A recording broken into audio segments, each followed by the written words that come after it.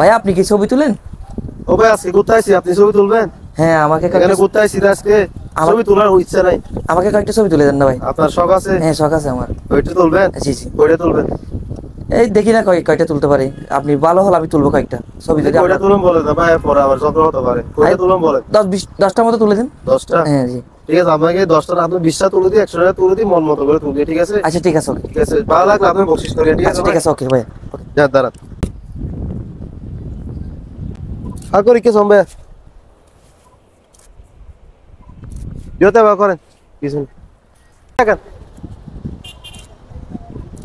দেহাত বুকে রাখেন তো, দেহাত বুকে রাখেন, পকেটে একটা হাত দেন, হালকা দিকে তাকান তো,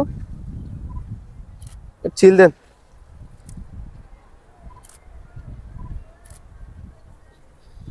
ওদিকে তাকান তো। ঠিক আছে, এদিকে আসেন।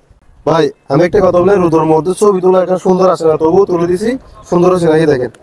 ওয়াও খুব সুন্দর হয়েছে তো ছবিগুলো, শেয়ার হয়েছে একদম রোদের মধ্যে তুলে দিছি তো, যতটুকু আসছে আমি সুন্দর করে তুলে দিছি। হ্যাঁ ভাই ওকে ধন্যবাদ। খুব সুন্দর হয়েছে ভাইয়া, খুব সুন্দর হয়েছে ভাইয়া।